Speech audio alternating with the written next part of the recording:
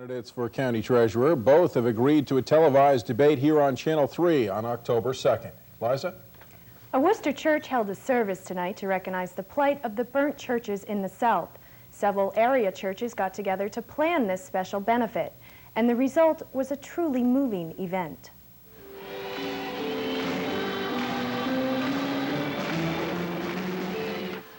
It didn't matter what religion you were during this service. Everyone was welcome at Our Lady of Mount Carmel, and as a matter of fact, several churches were invited to participate. The ceremony was held to benefit the southern churches that have been targeted by arsonists this past year. Burn houses of worship, it doesn't mean only burning of structures. It also means the hurt, the anger, the frustration of the people who belong to those churches, and that we should support them in as many ways as we can. So I hope it's a time of healing, a time of awareness, a time of moving us to action to say, how do we do things differently? The organizers of this event, Sister Therese Dion and Bishop Riley, had the idea in the beginning of the summer. They formed a committee that included several other church leaders. From there, this night was planned, and the community came to lend their support. We have to show our solidarity and we have to show our strength to make sure that this sort of thing doesn't happen. Money will be collected tonight that will go to an organization called the World Church Services. From there, it will go to the churches in the South that most need financing. But organizers say it's not the money that's the most important part, it's the community spirit that makes something like this a reality. Filled with flowers, the altar hosted a number of people during the service. Reverends and rabbis from all over the Worcester area shared the stand to pray, speak, and sing to the congregation.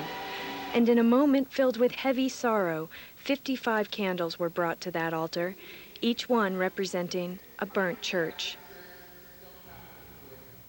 A reception was held after the service to discuss future projects.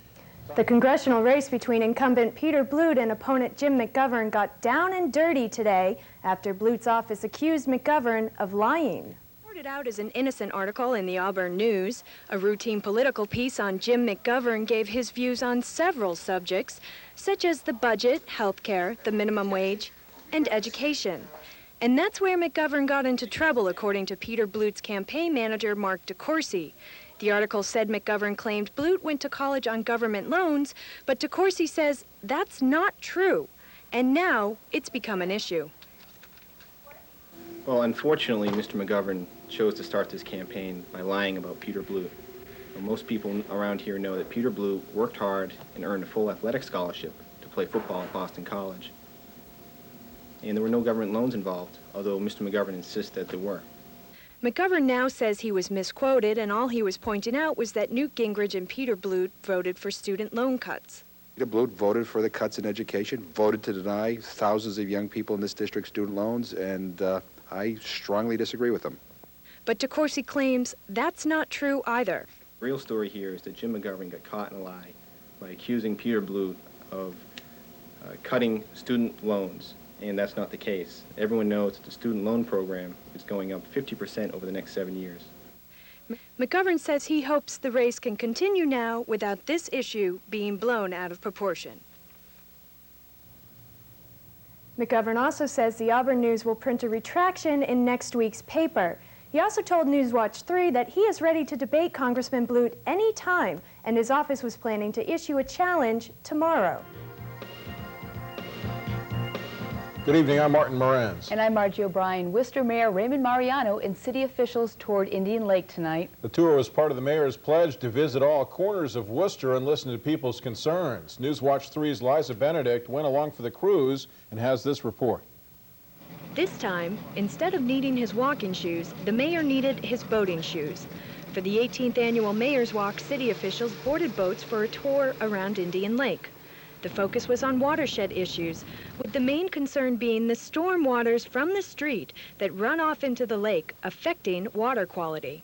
A lot of runoff that comes into the lake here, and many of my city departments want to take a look at that and make sure that we're not polluting.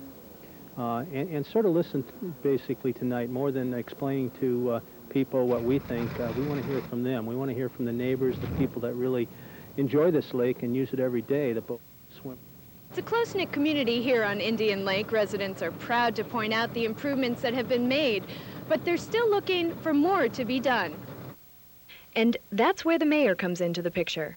Members of the Indian Lake Watershed Association set up this meeting so they could point out continuing problems.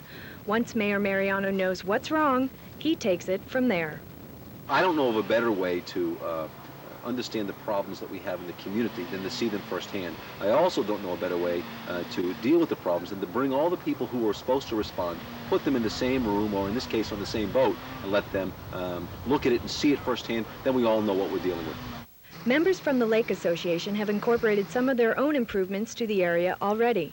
A new tennis court and a repaved road here, and plans are in the making for a brand new boathouse here. Now, if the mayor can help to stop the storm drainage leaking into Indian Lake, residents will feel tonight's cruise was worthwhile. On Indian Lake, Liza Benedict, Newswatch 3.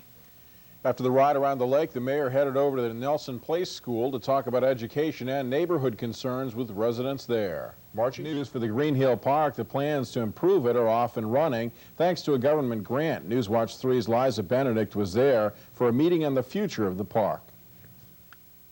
This is what the Green Hill Park looked like in 1943. 53 years later, the view has not changed much, but the concerns surrounding the park have. Worcester residents are eager to make that park a part of their life, but not the problems connected with it. This is the oldest park in the city of Worcester that has gone downhill, where the other parks in the city have been maintained, and this is not. And it's not right because it's the largest park and the most used. It could be the most used. And it's for families. We have a zoo there. We have places for kids. You know, it's a viable park. This meeting was a product of 2 years of work by the Britton Square Neighborhood Association and the city. The main concerns surrounding the park involve updating the zoo and playground area, incorporating safety measurements, and using funds from the golf course to help the park. The whole point of this meeting was to unveil a master plan toward improving the park area.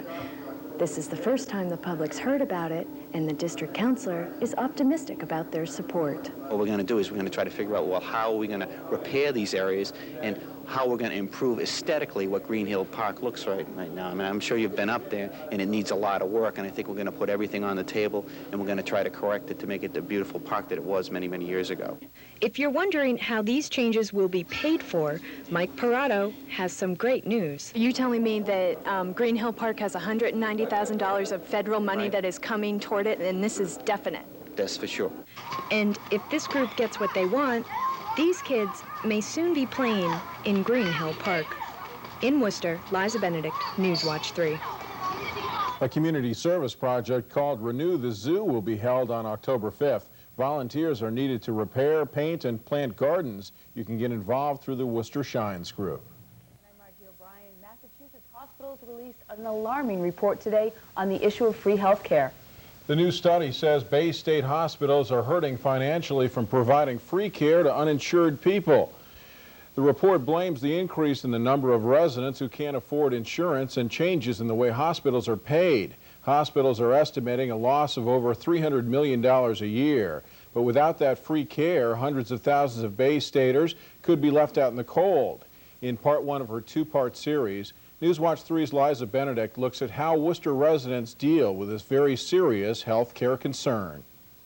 Health care. It's one of the biggest issues facing Americans today. The sad truth is that many people do not have it, and going to the hospital becomes a financial nightmare for them. Bay State hospitals provide free care to the uninsured at a loss of millions of dollars a year. But most people would say that's better than a loss of millions of lives, including these Worcester residents who told us they need that free care. When you go to the hospital, how do you pay for that? I'll pay for it when I get a job. I'll have to make payments or whatever. I'll just wait till it gets hurt, go to the emergency, they'll take care of me and send me home. It's not always that easy, though. Lee DeRusha lives in a homeless shelter. He says he can get medical help for little problems, but the system doesn't go far enough if you have a serious ailment. If you needed an operation, would they cover that? No, I don't think they would. I mean, if somebody had a liver disease and they were homeless, you know, I mean, like I had mentioned before, you have a lot of alcoholics in this city, you know, and alcohol really destroys the liver. Heroin destroys the liver too. You go into a clinic and you try to apply for this, they'll give you the free care, But then when it comes down to it, they start sending you bills. The problem is not with the people who are uninsured. It's not even with the hospitals. The trouble lies with America's healthcare system today. And if you are uninsured, you could be out of luck. But not yet. Hospitals aren't threatening to stop providing care. However, they are saying they may have to downsize outreach and community health programs because they say they're hearing too much of this. So how do you pay for this? We don't. In Worcester, Liza Benedict, Newswatch 3.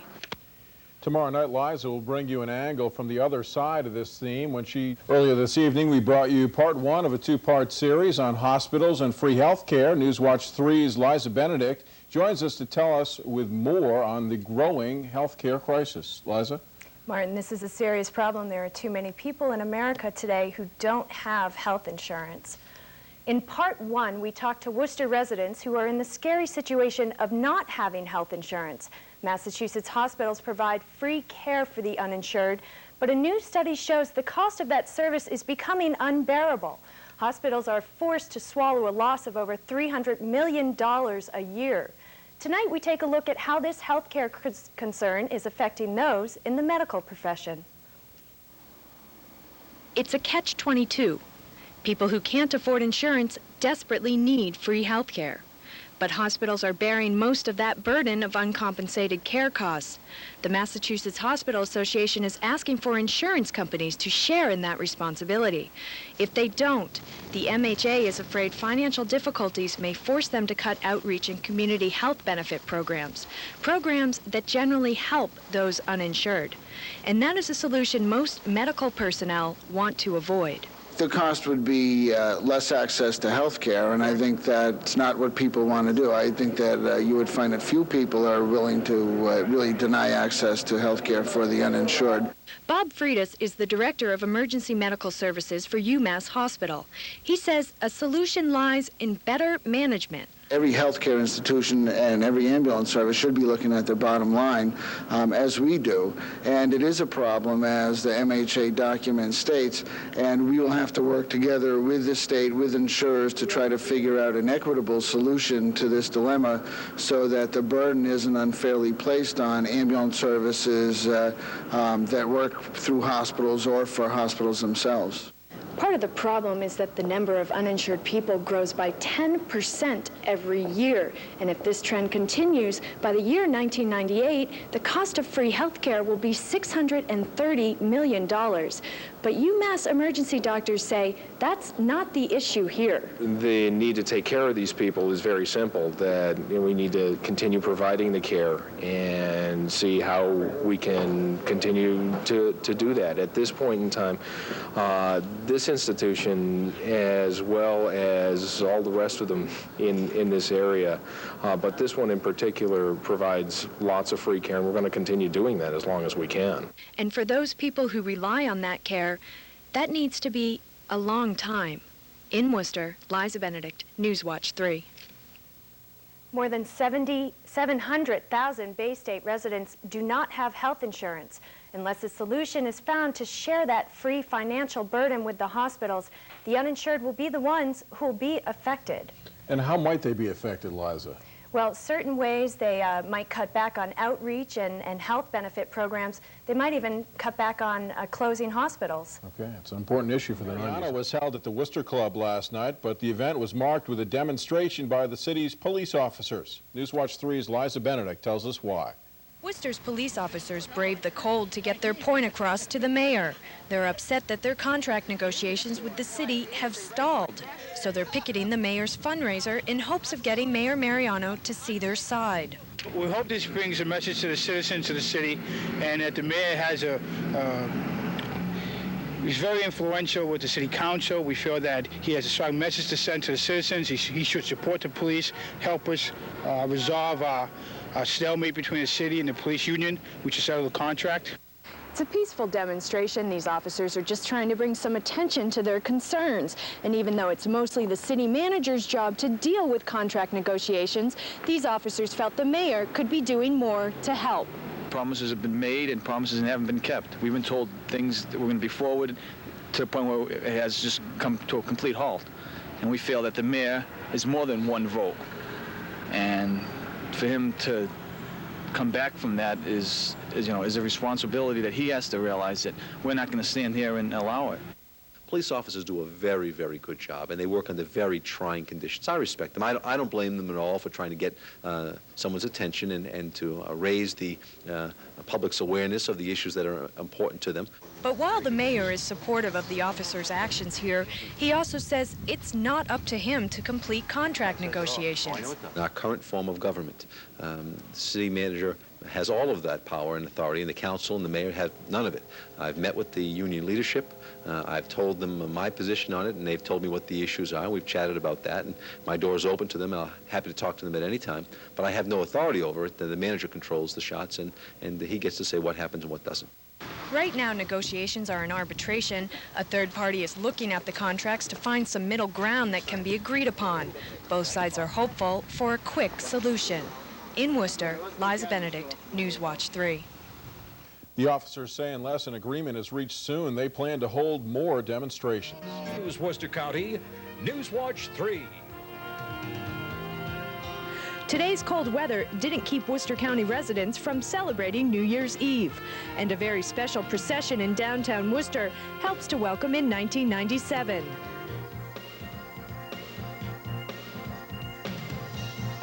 Good evening, I'm Liza Benedict. And I'm Deb Daigle. Martin and Margie have the night off. Well, the thousands of people who were expected to flock to the downtown Worcester area for first night celebrations took advantage of the indoor activities. The cold kept people off the streets for the most part. Still, this once-a-year event couldn't come soon enough for the ones brave enough to be out in the open. Even though New Year's Eve is all about what to do, the night would be nothing without the crowd. But these Worcester County residents weren't too sure about staying outside for much longer. Tell me how you think the weather is going to affect your activities tonight. Well, it's definitely going to shorten the activities. Again, it's really cold, so we're probably not going to last till midnight. It's pretty cold out here, and I just think a lot of people have just chosen to stay